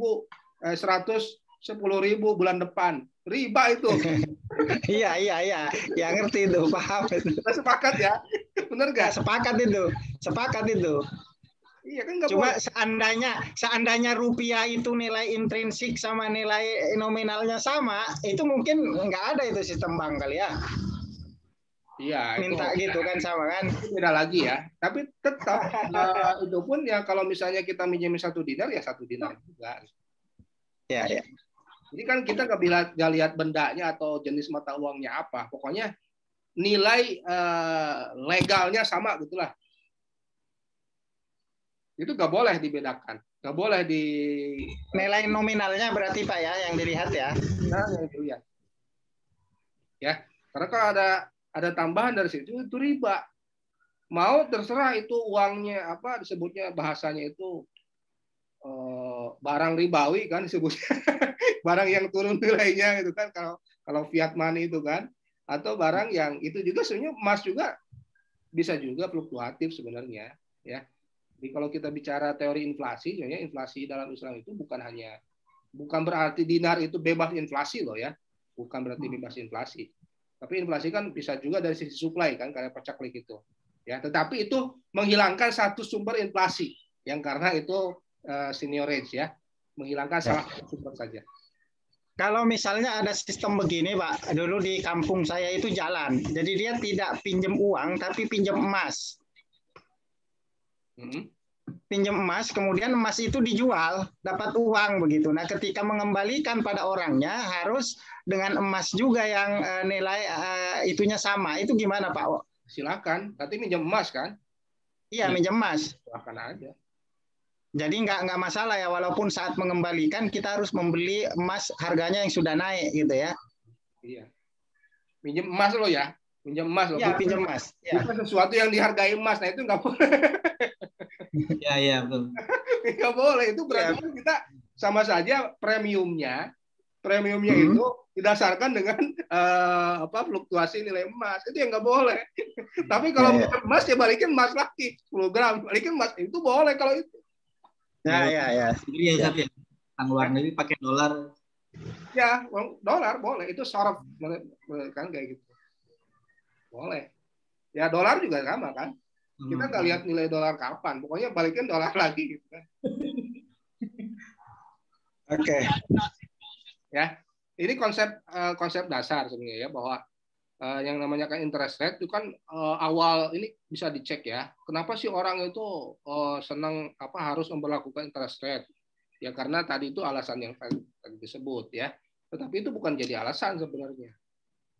Ustaz boleh tanya, Ustaz? Ya, katakan. Ustaz, apakah memang murabahah tuh kalau menurut saya emang takdirnya, Ustaz? Prosentasenya mengungguli mudharabah. Karena riba sendiri lebih banyak disandingkan dengan baik di ayat Al-Qur'an juga. Iya. Wa halallahu al-bai'a wa harrama riba ya. Baik di situ ya murabahah gitu. Ya bukan berarti enggak ada margin gitu. Boleh margin itu boleh. Ya. Margin itu boleh. Tapi kan fix kan. Dan itu ada landasannya gitu, bukan dari kapitalnya kan. Kalau riba kan dari kapitalnya itu kan dipresentasikan. Tapi kalau ini kan sudah terkait ke barangnya kan. Jadi barangnya kemudian dijual kembali dengan premium kan, dengan harga marginnya itu boleh. Boleh. Ya. Makanya yang paling dekat itu kan itu sebenarnya kan murabahah gitu ya. Murabahah. Oke, nah Islamic Finance kemudian memfasilitasi itu dengan equity base ya, equity base atau dengan sell ya, dengan trade base ya, atau dengan lease itu berarti ijarah ya. Dan saya sebut ya bahwa kalau kita 100 juta gitu ya, kita perlu mobil seharga 100 juta, tentu saja kalau dengan akad ribawi yang jadi standar adalah 100 jutanya kan. Kemudian tahun depan plus 10% misalnya dengan suku bunga 10%. Tetapi kalau ingin pakai sale base, boleh sebenarnya jadi 110 juta, tetapi saya nih yang punya uang 100 juta, belikan dulu mobil itu yang seharga 100 juta, kemudian jual mobil itu ya kepada pembelinya seharga 110 juta. Boleh nggak? Boleh. Itu trade base. Ya. Kalau lease base ya boleh juga. Ya udah, mobil itu saya misalnya beli 100 juta tapi ada akad misalnya muntahiyah bitamlik, ujungnya bisa dimiliki, kemudian 10 juta saya sewakan selama setahun misalnya. Nanti 100 juta di periode terakhir. Itu boleh. Nah, kenapa ini boleh? Ya itu seperti itu aturannya. Tapi pasti ada reasonnya behind that gitu ya. Karena kan ada compound gitu loh. Kalau yang tadi 110 juta ya, misalnya kita terapkan 10 bunga itu 10% dari nilai kapital, kalau dikompoundkan bahaya. Enggak. Tahun depan saya nggak bisa ngebalikin, tambah lagi 10%. 110%, 10 juta dikali 10% berapa? 100, nanti harus jadi 121 juta, benar nggak? 110 plus 11 juta kan? Terus nanti 121 tambah 10%-nya lagi. Kompon itu bisa jadi 200 juta, itulah yang kemudian terjadi di bank-bank keliling itu kan. Tetapi kalau sale base nggak ada menurut kayak gitu. Benar nggak? Karena apa? Itu kan ibaratnya utang kan. Saya udah beli mobilnya, dijual 110 juta, kemudian cicilannya telat, ya berarti dianggap utang kan. Kalau utang kan nggak boleh lagi ada tambahan, nggak boleh lagi ada ada tambah dari sana, sehingga kompon itu tidak ada. Kompon itu tidak ada. Loh, berarti rugi dong ketika saya misalnya beli 10 juta ya, dijual tahun depan nggak bisa melunasi gitu kan, 100, itulah sedekahnya saya kan. Makanya ada konsep sedekah. Oh, nggak bisa ya melunasi. Ini kan janjinya tahun depan gitu kan. Nggak bisa melunasi. Waduh, ya itulah sedekah yang ini. Yang meminjamkan, yang mengutangkan tuh banyak sedekahnya. Dalam satu hadis, ya, kemarin saya ngaji hadis Imam Hakim tuh, ternyata sedekahnya orang yang meminjamkan itu adalah sama senilai itu setiap hari. Kalau kita nih, saya nginjemin ke Pak Abu Said nih 10 juta gitu ya, janjinya minggu depan. Pas saya tagih minggu depan, wah belum ada. Bener nggak ada? Asal bener nggak ada, ya udahlah saya kasih tenggat lagi 1 minggu. Itu tiap hari saya sedekah 10 juta, itu hadisnya loh. Jadi kenapa ini tidak bertambah kalau dengan sell atau lease? Kalau lease bisa bertambah ya. Kalau lease biasanya nanti kalau dia perpanjang mobilnya berarti nambah lagi sewanya, kan adil gitu ya. Nah, tapi kalau yang sell yang tidak bisa bertambah itulah sedekahnya kita. Jadi ada unsur sedekah juga gitu dalam hal ini. Gitu ya. Beberapa riwayat bahkan pahalanya lebih besar saat dibanding sedekah dan meminjamkan. Iya. Ngasih tangguh itu kan luar biasa pahalanya. Ya. Tapi bukan berarti ini jadi celah juga, ya. Yang mengembalikan itu lebih bagus juga kalau dilebihkan gitu. Asal tidak diakankan gitu kan. Ya, betul. Jadi ada mutual sedekah gitu. Ada saling bersedekah gitu kan. Saling bersedekah. Ya. Simpel kan, sesimpel itu sebenarnya. Ya. Tetapi ini bahasa kenapa orang mengenakan interest itu ada bahasanya. Silakan kalau mau ditulis dalam satu ini. Tapi saya sudah menulis ini dengan di buku moneter ya, buku moneter, dan juga kayaknya ada juga di satu artikel di Republika. Kenapa sih orang bisa mengenakan interest rate, dan itu adalah salah harga, gitu. Bahasanya salah harga, gitu. Salah kaprah menghargakan sesuatu. Ya, salah harga gitu ya. Bahwa time value of money itu tidak ada. Nah kan bahasanya kan ini sebenarnya. Premium itu kenapa ada? Ada time value of money. Uang itu bernilai waktu. Ternyata nanti mungkin akan kita bahas juga di kuliah. Bahwa uang itu tidak mesti bernilai waktu. Waktu itu tidak bernilai uang. Tidak mesti bernilai uang. Enggak.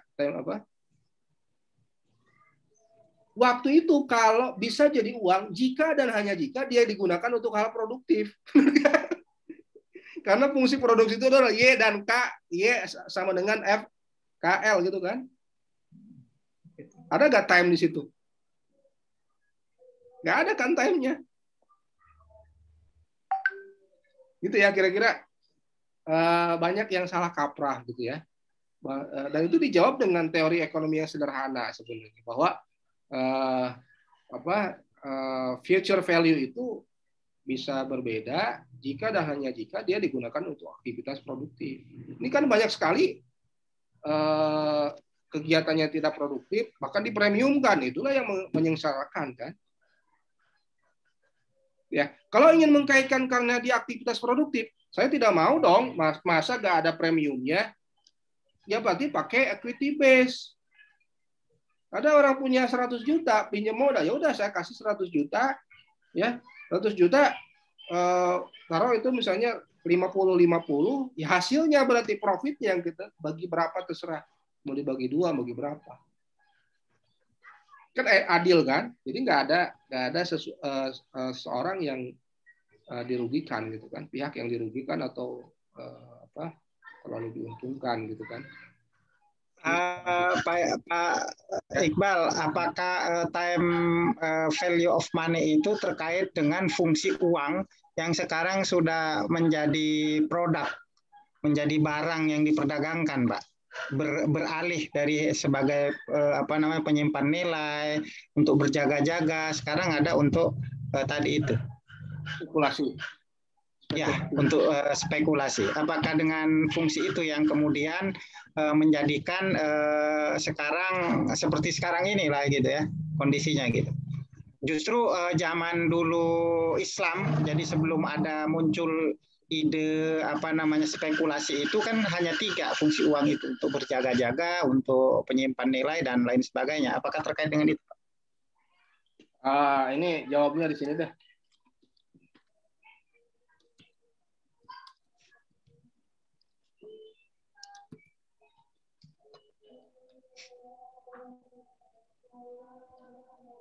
Saya buka dulu ya.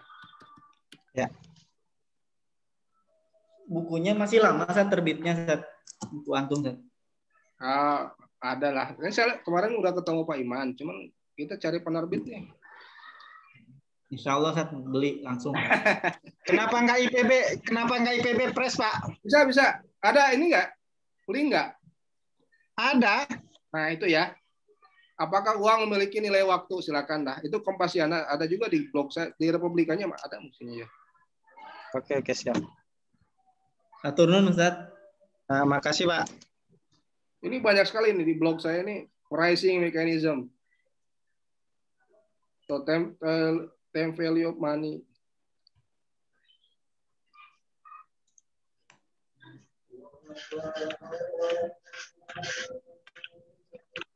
Nah itu nanti dibacanya nanti ya.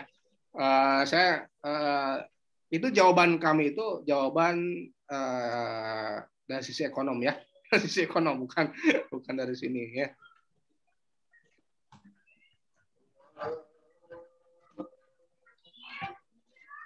Jadi kesalahan ada seri-serinya itu ya.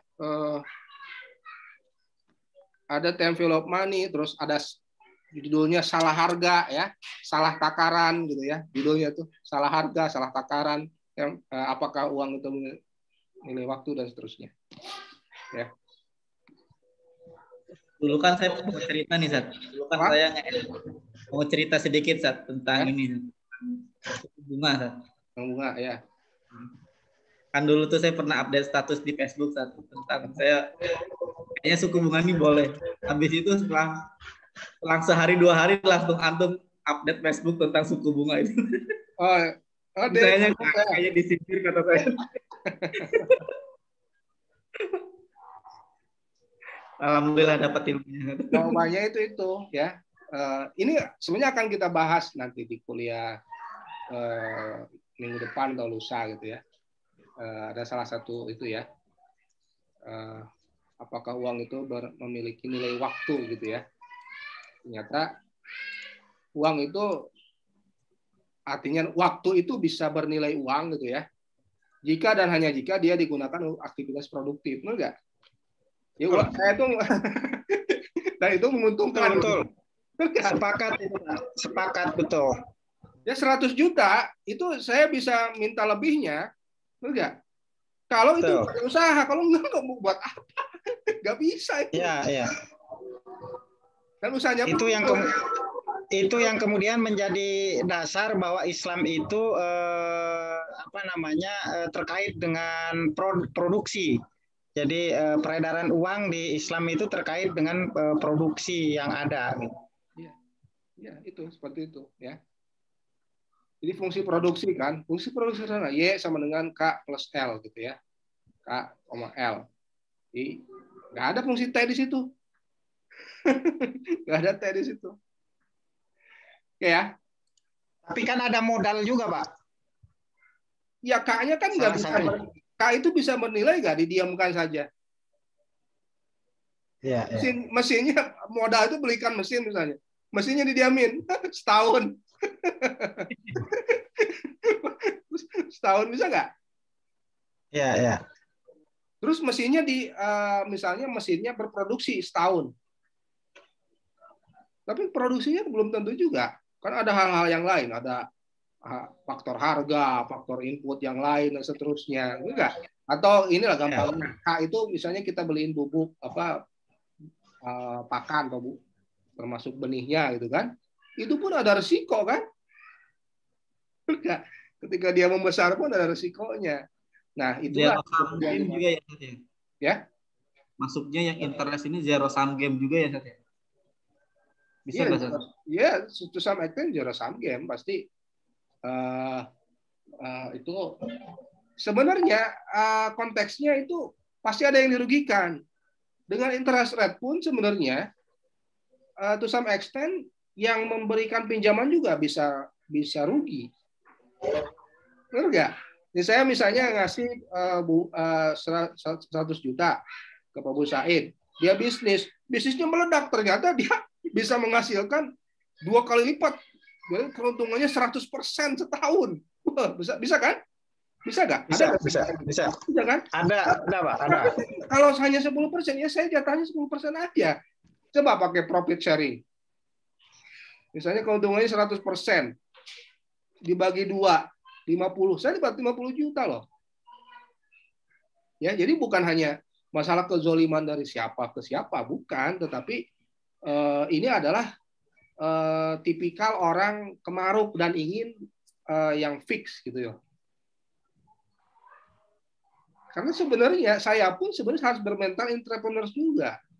Ketika saya misalnya menerapkan akad profit. Enggak.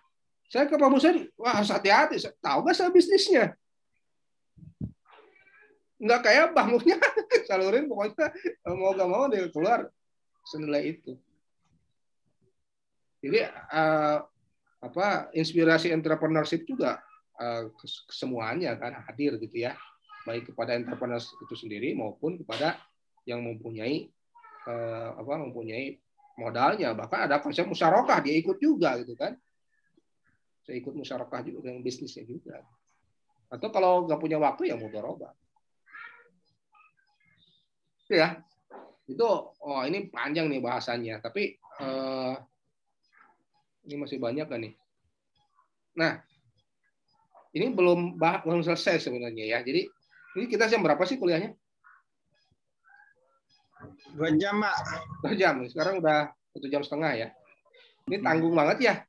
Zuhur ya. Nanti bisa, iya, betul. Bisa jam 10 lah nanti ya. Bisa pas dulu. Atau nantilah bisa kita atur. Lebih pagi juga nggak apa-apa, Pak. Sebentar, saya itu ada kuliah nggak ya Kamis tuh?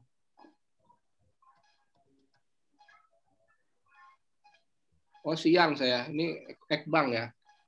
Ekonomi S3 juga siang. Ya bisa lebih pagi. Ya. Jam 8 gitu ya. Nggak ada ini siapa? Nggak ada, Pak. Oke ya. Nah ini yang makanya saya tuh mengquote-nya itu banyak tokoh-tokoh yang familiar lah ya. Ya, jadi ini ya. Conventional theory of trading percent against future money at premium atau interest rate. Nah ini yang mencengangkan nih ya. The theoretical work of relationship between level of interest rate dengan optimality of resource allocation. Jadi distribusi resources ya antara tadi itu pemilik modal dengan entrepreneurs, concludes, ini Milton Friedman loh ya, dengan Samuelson tokohnya ini nih, conclude that a zero nominal interest rate is a necessary condition for the optimal allocation of resources. Jadi tadi ini kan inspirasi ekonomi syariah, interest free. Jadi kalau alokasi resources itu jangan melalui ini gitu, jangan melalui interest rate. Jangan melalui interest rate, tapi equity based gitu. Nah, ini dari sisi makro ya, dari sisi makro ada evidence-nya. Ada evidence-nya bahwa ya ketika suku bunga tinggi ya atau ini mendekat ini resource allocation itu tidak merata, timpang.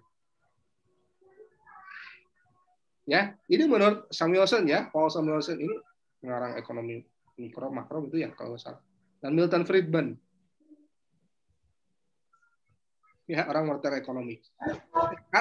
Artinya reducing rate of interest to zero removes all incentive to substitute real resources for money. The optimal level of output can be, therefore be maintained. Jadi gini, yang minggu lalu nih saya di makro itu, dia di makro ini ternyata memang betul bahwa yang diharapkan dalam perekonomian itu adalah suku bunga yang rendah atau zero bahkan. Sekarang itu ada bahas, coba cek ya berita terbaru Deutsche Bank itu sekarang kalau kita nyimpan di Deutsche Bank di Jerman itu nggak dapat bunga sama sekali, bahkan itu dikenakan biaya. Loh, kok bisa kayak gitu? Coba cek ya, kok bisa kayak gitu? Ternyata mereka itu satu kelebihan likuiditas, kedua dengan semakin banyak orang nyimpan di bank, artinya kan oleh bank sentralnya wah kamu simpan uang, ini kamu harus dipajak, ada GWM dan seterusnya. Itu ada biaya buat bank, makanya itu kemudian dikenakan kepada nasabah. Jadi beda dengan di kita dapat deposito gitu ya, di sana malah dipajak atau dikasih. Makanya betul sebenarnya kalau kita wadiah itu boleh kita menerapkan itu. Biaya wadiah. Itu yang kemudian dijadikan spekulasi ya Pak Iqbal. Ya. Jadi orang luar negeri daripada disimpan di sana 0% ya dibawa ke Indonesia lah.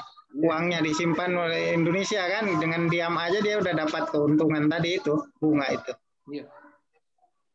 Ya artinya misalnya kalau bank itu menerapkan suku bunga, depositnya menerapkan suku bunga, tentu ini akan terus uang itu hanya lari ke sektor finansial, benar nggak? Lari ke sektor finansial dan akan menggelembung. Tidak ada di sektor real. Bunga kredit juga akan naik juga, benar nggak? Sehingga akan mendiscourage investasi dan seterusnya. Nah kan nanti gimana? Ekonomi real kan tidak berjalan. Ya makanya resource allocation ini ada dia pakai ini ya, pakai apa? Ekonometrik gitu ya, bahwa zero interest rate itu ini yang diharapkan sebenarnya, sehingga resource allocation ini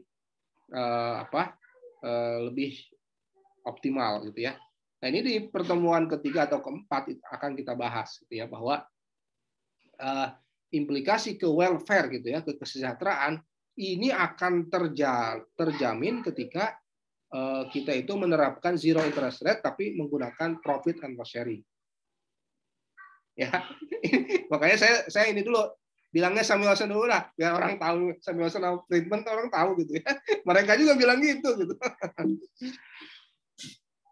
Ya. Nah, assessment ya.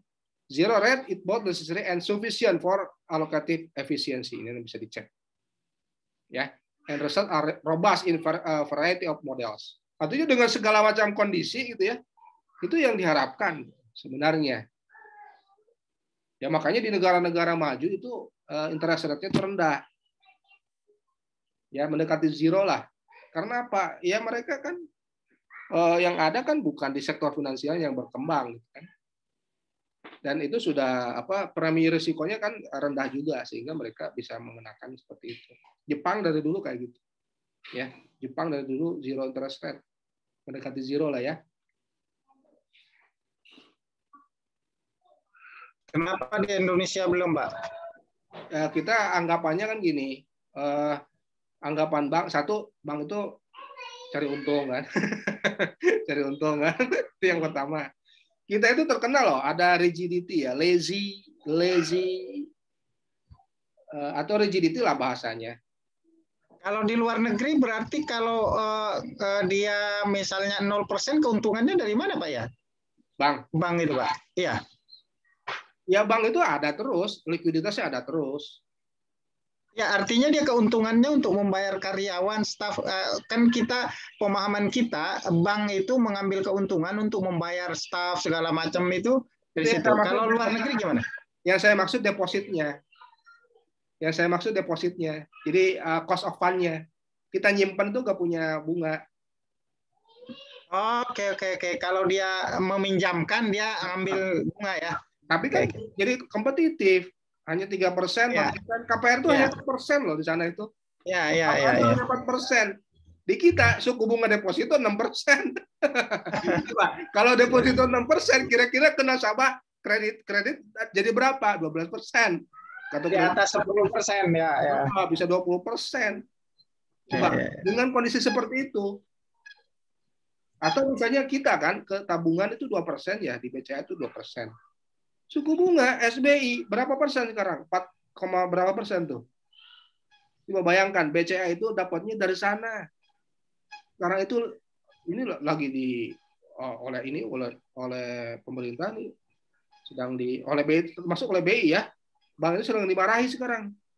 Ini kok SBI-nya turun, kok ini nggak turun-turun. Bunga kreditnya. Ya itu kan mereka itu. Ongkang kaki dari situ aja. Ya. 2%, misalnya taruh 2%, disimpan di SBI 2%, dia spread-nya 2%.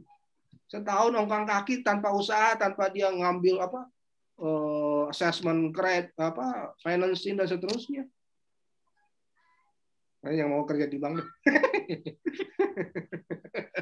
Bank itu kerjanya kayak gitu. Atau misalnya penempatan SBI itu siapa yang ini? Penempatan SBI oleh BPD kebanyakan. Ya bank yang nyimpen di SBI, Pak, banyak. Coba bayangkan SBI, BPD kan gratis. Dana payroll untuk PNS itu kan ASN di BPD apa gitu kan. Itu yang balik lagi ke Jakarta. Padahal kalau udah gratis ya tentu murahkan dong ke UMKM, benar nggak? Iya. Itu realitanya seperti itu. Lazy bank sebetulnya. Bank itu tidak mau berisiko. Bisnis bank itu kayak gitu sekarang itu. Jadi net interest marginnya ya seperti itu. Ya itulah kondisi kita ya. Kondisi kita. Karena apa? Ya kita itu ini mahal ya, rezim mahal. Karena alasan mereka sih sebenarnya karena premi risiko kita kredit ke UMKM apalagi mahal gitu ya, berisiko gitu ya. Sehingga mereka harus mengenakan premi risiko yang mahal, lebih tinggi daripada yang lain. Itu alasannya seperti itu. Nah, karena premi risiko terlalu besar, bagi mereka terlalu berisiko, akhirnya mereka larikan ke instrumen-instrumen finansial yang bebas risiko, beli SUN, SBI gitu ya, SBI yang murah-murah gitu, yang nggak ada risiko, yang nggak ada default. Tapi itulah kondisi kenapa bank-bank itu bisa untung terus. Ya seperti itulah. Ya. Nah ini ya sama ini kira-kira optimum quantity of money is that it will be attained by a rate of price deflation that makes the rate of interest equal to zero lagi ya. Zero. Ya, jadi kalau nggak zero memang pasti ada resource allocation yang tidak sepadan gitu kan. Yang tidak sepadan gitu. Ada pasti satu pihak yang dia kelebihan resources gitu ya, satu pihak yang lain kurang. Ya, itu yang tadi saya sebut. Kenapa UMKM kok uang itu ada loh, sekarang itu ada di bank. Banyak di bank, makanya lucu. Tapi nggak turun, nggak cair. Banknya nggak mau berisiko kan? Iya. Sebenarnya kalau kita jadi bank, sebenarnya bisnis itu lebih menguntungkan loh daripada simpan di SBI. Cuma 4%. Benar nggak? 4% kan kalau dagang mungkin sekali dagang tuh, benar nggak? Kita beli 10.000 misalnya dijual mungkin untungnya 10% kan? Itu sekali dagang loh 10%. Mereka setahun 4%. Minimal 10%. 10% itu sekali. Bisa kan besoknya bisa ganti lagi kan?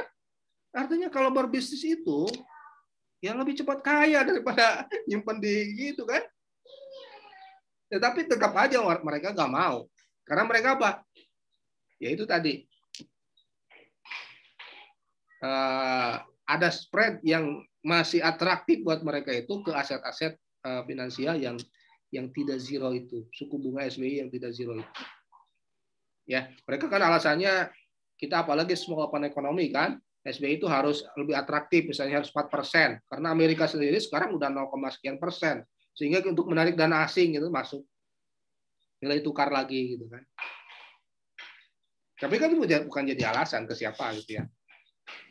Dan sudah itunya SBY-nya suku bunga kredit gak naik-naik, agak turun-turun gitu aja. Bahaya kan? Waduh, Bang ini seperti itu kondisinya. Dulu saya sempat mau punya jodoh orang Bang, ya jadi anaknya ya bukan, saya bukan merendahkan, tapi orang tua saya mungkin dia kenapa gitu ya, ternyata pas saya belajar ini, oh ternyata gitu ya bisnis bank itu ya. Ya mau yang halal mau yang enggak itu halal sebenarnya. Dari sisi resource allocation kita sudah kayak di bank syariah misalnya sama juga kan, bank syariah pooling dana dari nasabah kemudian dia larikan aja ke sukuk, larikan aja ke SWBI atau apa, sama aja kan belum tentu itu produktif. Instrumen pengendalian moneter artinya kan mestinya itu larinya ke orang yang membutuhkan, karena itu esensi dari lembaga keuangan kan. Itu harusnya moneternya itu nggak ada, Pak. Jadi moneternya itu yang nggak ada, karena kan kalau Islamic Finance itu sungguhnya nggak ada moneter, yang ada adalah real kan, real sektor gitu, finance fiskal. Ya, makanya inilah kenapa ya di negara-negara semakin advance negara ya semakin rendah ini, karena memang dari sisi masyarakatnya demand-nya itu memang dari sisi risiko juga rendah ya. Sekarang kan kita baru aja misalnya NIK itu kan single identity number baru sekarang kan. Kalau di sana kan sudah terdeteksi lah gitu, artinya orang nggak bisa lari dan seterusnya. Ya, orang bank itu dianggap ini terlalu berisiko sehingga dia mengenakan premi risiko yang lebih tinggi. Ya, udah modalnya tinggi gitu ya. Ya modalnya tinggi gitu ya. Ditambah premi risiko lebih tinggi, jadilah 12% gitu ya. 20% gitu kan. Dan seterusnya. Ya. Bahkan orang yang mau usaha yang untungnya kecil nggak mau pinjam di bank ya Pak ya. Jadi benar-benar usaha yang untungnya tinggi gitu ya. Betul. Lebih baik cari siapa gitu kan.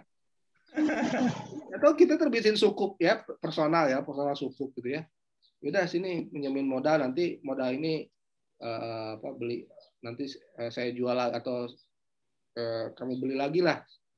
Besar berapa, 20% gitu kan. Boleh kan? Sukuk kan itu. Ya. Nah, risk sharing ini adalah basic feature ya, ciri utama dari Islamic economic system ya. Ya, risk sharing itu makanya PLS itu kan risk sharing namanya, profit and loss sharing ya. Dan partly on sale basis, self finance basis. Jadi sebagian juga ada risk juga di sini kan.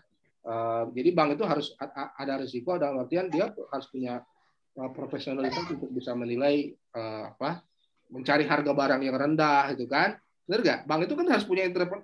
Ini kan bank syariah itu entrepreneur sebenarnya. Dia pedagang kan. Dia pedagang dan juga orang yang tahu bisnis. Ini yang hal-hal seperti ini yang kurang gitu ya. Jadi masih prinsipnya itu masih bandar uang gitu kan. Uang kasih uang gitu. Dapat uangnya lagi. Ya. Ya. Itu kira-kira ya. Jadi jadi kalau Islamic Finance itu seperti halnya participatory sport. Jadi ibarat kayak kita rekreasi gitu ya. Di mana semua pihak itu adalah ikut bermain. Pemain. Benar nggak? Pemain, kita ada experience, bank juga ikut bermain gitu kan di situ. entah musyarakah, etis dia menilai usahanya itu secara lebih prudent. Tapi kalau conventional finance itu ibarat spektator sport, kayak kita lihat bola kan. Kita lihat bola kan spektator sport ya. Atau kayak lihat Habib Nurmagomedov kan. Kita nggak punya risiko, udah dia yang pukul-pukul. Jadi komentator ya. Iya. Komentator. Ya tinju kita mah diam aja enggak. Oh, sakit. Ya itu seperti itu. Jadi komentator lebih pinter daripada pemain ya. Iya. Habib itu kan kayak gitu, dia udah bonyok atau apa gitu kan. Kita punya risiko bonyok juga kan. Enggak.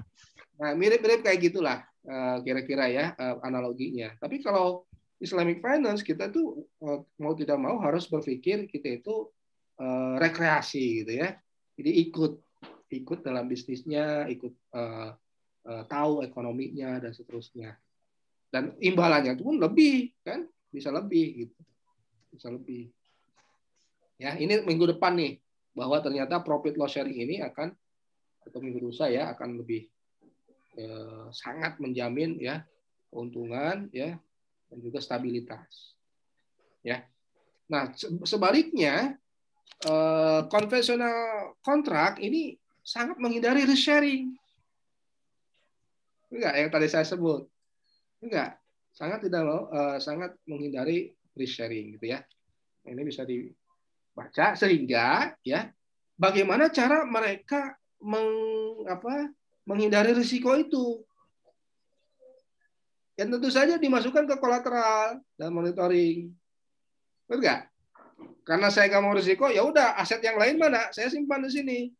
Atau banyakin monitoring, banyakin ini. Tapi kan nanti biaya. Nah, nanti dengan monitoring yang lebih banyak ini ya untuk menghindari risiko ini, untuk menghindari asimetrik informasi tersebut, kemudian dikenakan lagi ke suku bunga. Makanya itulah kenapa di kita itu mahal. Semakin kecil lembaga keuangannya pasti semakin mahal kan suku bunganya. Karena apa? Biaya monitoring lebih tinggi. Ya, on average cost-nya lebih tinggi. Ya, sudah ada kolateral plus monitoring ya. Jadi untuk avoid risk itu bukan di awal seperti Islamic finance, menilai risikonya dan seterusnya. Tidak ada inherent monitoring gitu kan. Coba kalau nanti minggu depan ya, bahwa Islamic finance itu ada inherent monitoring. Karena apa? Risikonya juga dibagi. Kalau risiko dibagi, tentu orang juga pikir-pikir untuk rugi karena dia mengalami, benar nggak? Bisnismennya atau entrepreneurs-nya. Nah ini kan nggak ada risiko, nggak ada, saya nggak ada risikonya. Ya, bank juga saya juga nggak mau punya risiko. Ini kolateralnya mana sini? Atau ya udahlah monitoring perbanyak. Monitoring ini sebenarnya dikenakan juga ke nasabahnya sebenarnya, enggak? Semuanya kan dikenain ke nasabah, bank itu kan nggak mau dapat biayanya semuanya, biaya materai aja masuk ke nasabah kan. Dibayarin Pak nggak? Materai enggak kan? Makanya kemarin lucu tuh. Saya Pak Eko itu Infobank ya, Pak Eko ini. Kita itu bank ini luar biasa ini. Ya. Kita itu katanya bank itu luar biasa, kalau dia kasih pinjaman ke kita luar biasa, kita dikejar-kejarnya. Ada syarat macam-macam, kolateral segala macam. Tetapi sebaliknya kita ke bank itu paling lucu sedunia. Karena apa? Kita tuh ngasih uang semiliar di bank, ya, masuk ke bank, datang ke bank, nyimpan uang 1 miliar, kita pulangnya dapat 1 kertas doang katanya. Apa permen 1. Tapi kalau bank ngasih uang ke 1 miliar ke kita, luar biasanya, galak enggak, tagih segala macam. Ya itulah. Ya, karena apa? Ya bank itu tidak ikut tadi apa? Recreational sport tadi. Ya. Bank itu tidak seperti itu. Dan itu sebenarnya tidak diharapkan gitu ya. Nah, ini ternyata betul terjadi avoiding risk ya oleh perekonomian itu terjadi ya. Jadi terlihat ya, avoiding risk itu ya, debt per GDP ini adalah debt kontrak ya, berarti interest rate ya. Dan market cap ini berarti kan equity base ya. Equity base kan di pasar saham kan equity base ya. Kalau saham kan perusahaannya jatuh, kolaps, sahamnya juga jatuh kan. Nah, ini kan equity base nih, yang orange ini.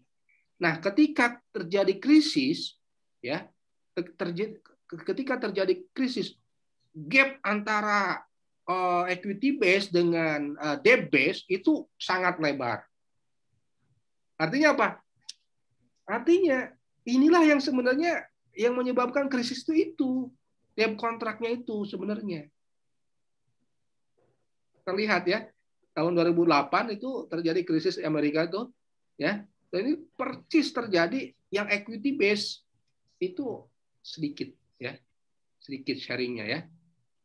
Tapi debt base ya, debt equity ratio-nya itu 193%. Ya. Itu sangat tinggi gitu ya, dibandingkan ini hanya 90%. Ya. Itu. Jadi ya itulah rezim dunia itu yang berlaku seperti itu. Ya. Dan ini dibuktikan ketika krisis itu ya itulah terjadi ada gap yang kuat antara risk sharing dengan yang avoiding risk sharing gitu ya. Nah, ini teori-teori perbankan ya, nah itu yang ke depan ya akan kita bahas juga bahwa di bank itu ada mereka itu dihadapkan dengan information asymmetric ya, atau asymmetric information ya. Mungkin sudah belajar ya terkait asymmetric information ini. Kemudian inilah yang menyebabkan adanya adverse selection dengan moral hazard. Jadi kalau adverse selection itu adalah salah pilih nasabah gitu ya. Berarti sebelum kontrak terjadi. Ya. Jadi bank salah pilih nasabah. Nah, ini permasalahan dalam pasar mobil bekas.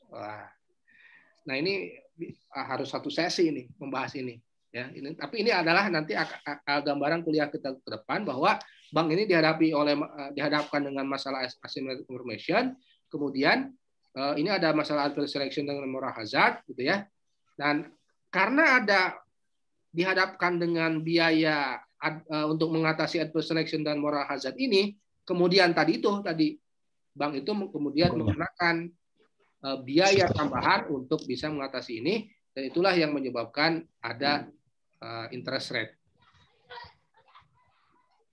Ya, itu alasan lain kenapa bagi konvensional ya, orang konvensional mengenakan suku bunga. Jadi alasan yang lainnya adalah bukan hanya time value of money, tapi alasan ini ya, alasan teknis bahwa bank itu dihadapkan pada satu, dia salah pilih nasabah, ternyata nasabah yang masuk itu adalah nasabah yang kualitasnya rendah, ya.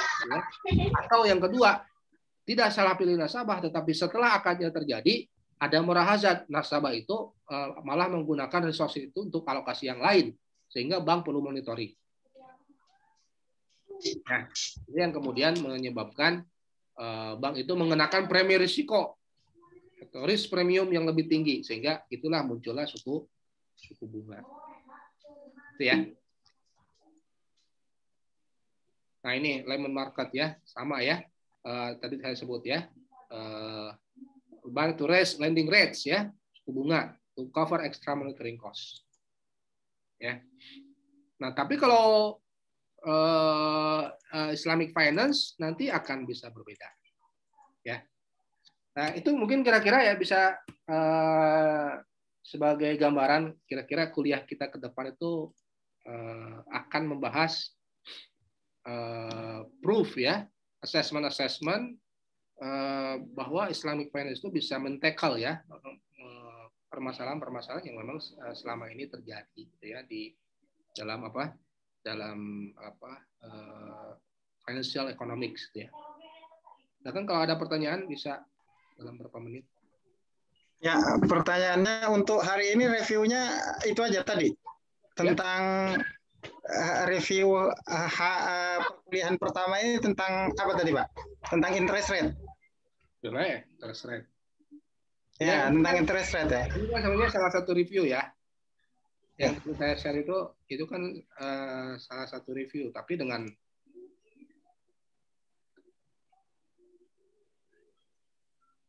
ini mulai hari ini saya reposting tulisan bukan.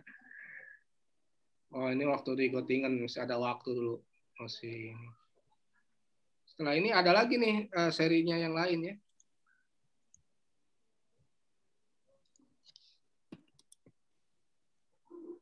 Di WordPress juga banyak tuh. Sebelum saya hapus. Kalau jadi buku mungkin saya hapus tuh. Jangan Pak, jangan dihapus. Jangan ya. Jangan Pak. Nih, time value of money.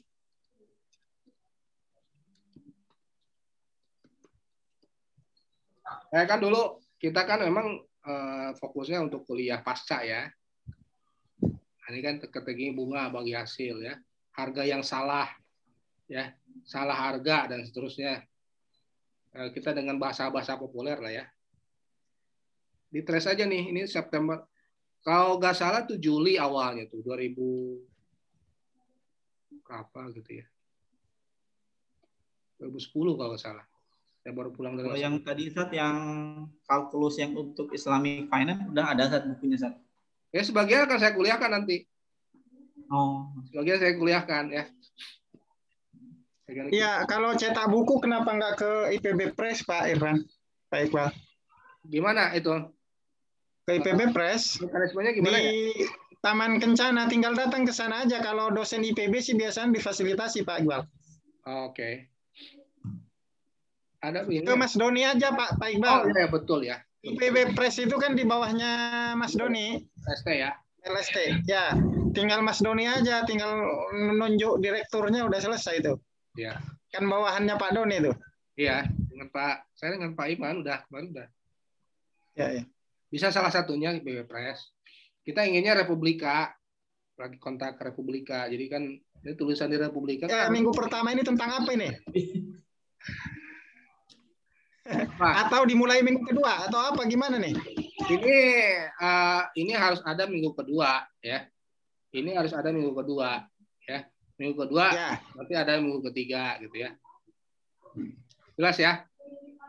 Ya, jadi minggu pertama tentang apa nih? Ratio ini interest ya Sat ya. Tentang interest. Boleh. Siap. Ya. Ini saya rekam ya, tadi baca lagi nanti di ini lagi. Pak, mohon ini bisa di WA di grup Pak, dikirim WA grup nggak Pak? Bahannya Pak. Ya. Saya WA ini aja, personal aja ya. Ya. Siap. Oke. Itu ya. Oke. Ya Pak. Baik Pak. Mudah-mudahan ada manfaatnya ya. Amin.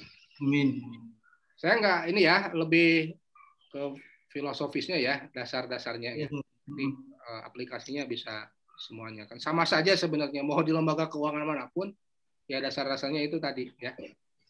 Baik, Pak. Oke. Demikian kuliah kita kali ini. Kita tutup dengan pembacaan hamdalah dan doa. Alhamdulillahirabbil alamin. Subhanaka Allahumma wa bihamdika asyhadu an la ilaha illa anta astaghfiruka wa atubu ilaik. Makasih ya. Assalamualaikum warahmatullahi wabarakatuh.